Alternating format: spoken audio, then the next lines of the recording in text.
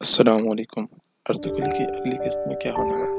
Ertugrul وزیر اعظم شہاب الدین کو بچا کر قالین فروش کی دکان میں لے جاتا ہے اور وہاں پناہ حاصل کر لیتا ہے۔ ادھر امیر حرب کو شک ہو جاتا ہے کہ اس کی بہن سزائے موت کے دوران وہاں موجود تھی، تو تفتیش کے لیے وہ اس سے پوچھنے کے لیے اس کے کمرے میں چلا جاتا ہے۔ جب وہاں پہنچتا ہے تو وہاں حلیمہ سلطان کو دیکھ کر اپنا دل سے دے بیٹھتا ہے۔ دوسری طرف شعبے ارطغرل کو بچانے کے لیے عیسائی پادری بن کر قلعے پہنچ جاتے ہیں۔ روشان اور بابر کی واحد معمول پر گشت پر محمود سپاہیوں سے جھڑپ ہو جاتی ہے۔ ارطغرل قالین فروش سے پوچھتا ہے کہ کیا میرے سپاہیوں کی کچھ خبر ہے؟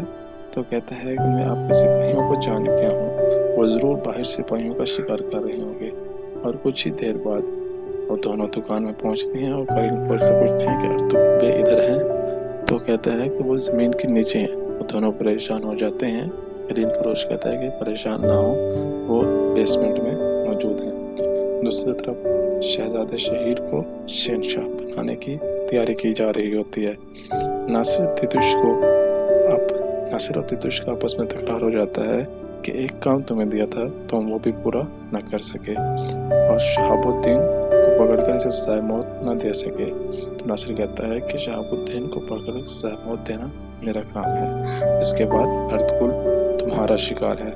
ناصر درگاہ پر جا کر ارطغرل کی تلاش کرتا ہے، اور اس وقت درویش ابن العربی کہتے ہیں کہ کچھ لوگ ظاہر سے مسلمان جبکہ اندر سے کافر ہیں، اور کچھ لوگ ظاہر سے کافر اور اندر سے مسلمان ہیں۔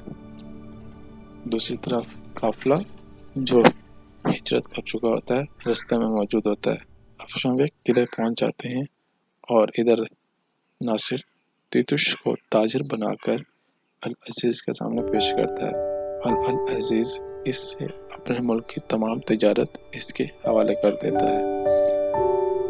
ارطغرل کو خبر مل جاتی ہے کہ حلیمہ سلطان محل میں ہے۔ اس قسط میں اتنا ہی۔ انشاءاللہ جلد حاضر ہوں گے ایک نئی ویڈیو کے ساتھ۔